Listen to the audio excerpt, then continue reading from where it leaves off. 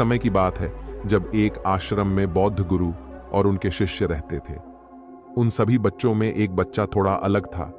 आश्रम के सभी बच्चे जब दूसरे कामों में लगे होते थे तो वो बच्चा एक कोने में बैठकर चुपचाप अपने आप में खोया रहता था। वो अक्सर किसी से ज्यादा बात नहीं करता था। आश्रम की सभी जिम्मेदारियां पूरी करने के बाद जब सभी बच्चे पूरे दिन की घटनाओं के बारे में बातें करने लगते हैं, तब वो शांत रहने वाला बच्चा एक बरगद के पेड़ के नीचे बैठकर ध्यान करने लगता। सभी बच्चों को देखकर आश्चर्य होता था क्योंकि उसका कोई दोस्त नहीं था। वो अक्सर आश्रम में अकेला ही घूमता रहता था।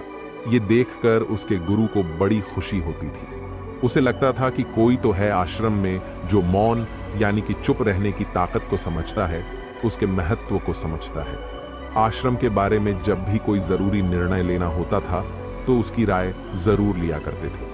लेकिन यही बात गुरुजी के एक दूसरे शिष्य को बड़ी खटकती थी क्योंकि वो गुरुजी का प्रिय शिष्य बनना चाहता था। इसीलिए वो गुरुजी के सामने दूसरे बच्चों के कामों में कुछ न कुछ कमियां निकालता रहता था, जिसकी वजह से गुरुजी उसे महान समझने लग जाए। अक्सर वो अपनी जिम्मेदारियां पूरी तरह से निभाने का दिखावा भी करता था, चाहे उससे कोई सलाह ना भी मांगे, लेकिन फिर भी वो उन्हें अपनी सलाह देता रहता था। वो बहुत ही बातूनी शिष्य था और आश्रम के दूसरे सभी बच्चों में बहुत प्रसिद्ध भी था क्योंकि वो सबसे हंसी मजाक करता रहता था, उनसे दिन भर बातें करता रहता था। इसीलिए उसकी सबसे दोस्ती हो गई थी। लेकिन जब आश्रम के गुरु उसकी राय ना लेकर दूसरे बच्चे की राय लेते थे तो ये बात उसे बड़ी खटकती थी। उसे ये लगता था कि वो उस दूसरे बच्चे से ज्यादा बुद्धिमान है, लेकिन गुरुजी फिर भी उस कम बोलने वाले शिष्य की तरफदारी करते हैं। ऐसा नहीं था कि गुरुजी को बातूनी शिष्य के स्वभाव के बारे में पता नहीं था, लेकिन गुरुजी उसे अपने तरीके से सीख देना चाहते थे ताकि उसकी ज्यादा बोलने की आदत, दिखावा करने की आदत, दूसरों में कमियां निकालने की आदत हमेशा हमेशा के लिए खत्म हो जाए और वो मौन रहकर ध्यान की गहराइयों को समझे। असल में हर सच्चे गुरु की यही इच्छा होती है। वो किसी न किसी तरीके से उस बातूनी शिष्य को ये एहसास कराना चाहते थे कि चुप रहने से ही वो असीम सत्य को जान सकता है। उस विराट का एहसास चुप होकर ही किया जा सकता है। एक दिन गुरुजी को एक तरीका सूझा। उन्होंने आश्रम के सभी बच्चों को अपने पास बुलाया और कहा कि मैं तुम सभी को दो दो हिस्सों में बांटकर अलग अलग गांवों में भिक्षा मांगने के लिए भेज रहा हूं, और जो भी दो बच्चे सबसे ज्यादा भिक्षा मांगकर लाएंगे उन दोनों को आश्रम की सभी जिम्मेदारियां निभाने का मौका दिया जाएगा। अपनी बात को जारी रखते हुए गुरुजी ने बताया कि भिक्षा मांगने से हमारा अहंकार भी खत्म होता है। इसीलिए हर शिष्य पूरे मन से भिक्षा मांगे। कोई भी इस काम को सिर्फ दिखावा करने के लिए ना करे, वरना वो अपने जीवन का बहुत बड़ा ज्ञान पाने का मौका खो देगा। आश्रम के गुरुजी ने जानबूझकर बातूनी शिष्य और चुप रहने वाले शिष्य की जोड़ी बना दी। बातूनी शिष्य के मन में सिर्फ एक ही बात चल रही थी कि इस बार उसे मौका मिला है और इस बार वो गुरुजी को दिखा देगा कि वो चुप रहने वाले शिष्य से कितना ज्यादा बेहतर है। दोनों शिष्यों ने आपस में अपनी सहमति से निर्णय लिया कि दोनों गांव के अलग अलग जगह से भिक्षा मांगना शुरू करेंगे ताकि भिक्षा मांगने का काम जल्दी खत्म किया जा सके। चुप रहने वाला शिष्य हर द्वार पर जाकर अपने हाथ जोड़कर अपना भिक्षा का पात्र उनके सामने कर देता। उसके चेहरे पर एक सादगी और उसकी आंखों में एक एकांत होता था, जिससे भिक्षा देने वाले उसे भिक्षा देकर अपने आप को संतुष्ट समझते थे। वहीं पर दूसरा बातूनी शिष्य हर द्वार पर जाकर उनको कुछ ना कुछ ज्ञान देने लगता था, जिसकी वजह से ज्यादातर लोग उसे बिना भिक्षा दिए ही लौटा देते थे। पूरे गांव में भिक्षा मांगकर जब दोनों गांव के बीच में मिले तो बातूनी शिष्य ने देखा कि चुप रहने वाले शिष्य के पास उससे दुगुनी भिक्षा थी। ये देखकर उसे मन ही मन में बहुत ठेस पहुंचा। लेकिन जब वो दोनों भिक्षा का सामान लेकर आश्रम की तरफ जा रहे थे, तब बातूनी शिष्य को एक चालाकी सूझी। उसने चुप रहने वाले शिष्य से कहा कि हमें अपनी भिक्षा एक ही थैले में डाल लेने चाहिए। गुरुजी ने हम दोनों को एक साथ भिक्षा लाने के लिए कहा था। चुप रहने वाले शिष्य ने बिना कुछ बोले अपनी सारी भिक्षा उसके थैले में डाल दी। बातूनी शिष्य मन ही मन में बहुत खुश हो रहा था कि अब गुरुजी को यह पता नहीं चलेगा कि ज्यादा भिक्षा हम में से किसने मांगी है। उसे लग रहा था कि गुरुजी मुझे इससे ज्यादा बेहतर समझेंगे। इसीलिए उसने ये तरकीब लगाई। सभी शिष्यों के आने के बाद संध्या के समय जब सभी की भिक्षा तोली गई तो इन दोनों शिष्यों की भिक्षा सबसे ज्यादा निकली। गुरुजी ने इन दोनों का अभिवादन करते हुए आश्रम के सभी बच्चों के सामने उनकी पीठ थपथपाते हुए उन्हें मुबारकबाद दी और कहा कि मैं आश्रम का कार्यभार तुम दोनों को नहीं सौंप सकता। इससे आपसी मतभेद होने का खतरा है।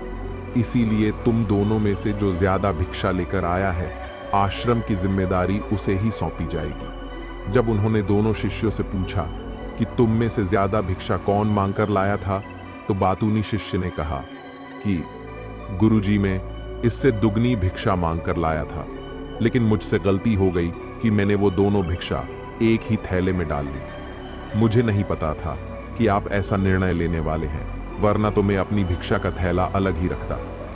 इस पर गुरुजी ने चुप रहने वाले शिष्य से पूछा कि क्या तुम इसकी बात से सहमत हो? क्या तुम इससे कम भिक्षा लेकर आए थे? यह सुनकर चुप रहने वाले शिष्य ने कहा कि गुरुजी, मेरे पास ऐसा कोई भी साधन नहीं है जिससे मैं ये साबित कर पाऊं कि मैं इससे ज्यादा भिक्षा लेकर आया था। असल में ये उल्टा बोल रहा है। दुगनी भिक्षा में लेकर आया था, ये मुझसे आधी भिक्षा लेकर आया था और इसी ने ही मुझसे भिक्षा एक थैले में डालने की बात कही थी। आश्रम से कुछ दूरी पर एक पहाड़ी थी जिसके पीछे सूरज अभी अभी संध्या के समय ढल रहा था। गुरुजी को तो पता था कि सच कौन बोल रहा है, लेकिन बाकी बच्चों के सामने सच साबित करने के लिए उन्होंने उन दोनों से एक सवाल पूछा कि पीछे पहाड़ी पर तुम्हें क्या दिखाई दे रहा है?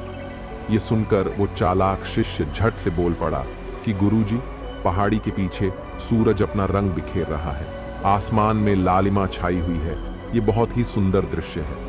वो तो और भी बहुत कुछ कहना चाहता था, लेकिन गुरुजी ने उसे चुप करते हुए दूसरे शिष्य से जवाब जानने के लिए प्रयास किया। जब उसकी तरफ देखा तो उसकी आंखों में आंसू भरे हुए थे। श्रद्धा, भक्ति और प्रेम से उसकी आंखें भर आई थी। गुरुजी को उससे पूछने की जरूरत ही नहीं पड़ी। गुरुजी ने सभी बच्चों को संबोधित करते हुए कहा कि मैंने सवाल किया था कि पहाड़ी के पीछे तुम्हें क्या दिखाई दे रहा है। ज्यादातर लोगों को यही दिखाई देगा कि एक बहुत सुंदर दृश्य है, लेकिन मजे की बात यह है कि सुंदरता बोलकर ही नहीं बताई जा सकती, उसे महसूस भी किया जा सकता है और सामने वाला उस सुंदरता को आपकी आंखों में देख पाता है। चुप रहने वाले शिष्य की तरफ इशारा करते हुए गुरुजी ने कहा कि असल में सुंदरता इसी बच्चे ने देखी है। दूसरे बच्चे ने सिर्फ सुंदरता की ऊपर ऊपर से व्याख्या की है, लेकिन इसने वास्तविकता में उस सुंदरता को महसूस किया है। अपने आप को ऊंचा दिखाने की सभी कोशिशें नाकाम होती देख वो चालाक शिष्य वहीं पर फूट फूट कर रोने लगा।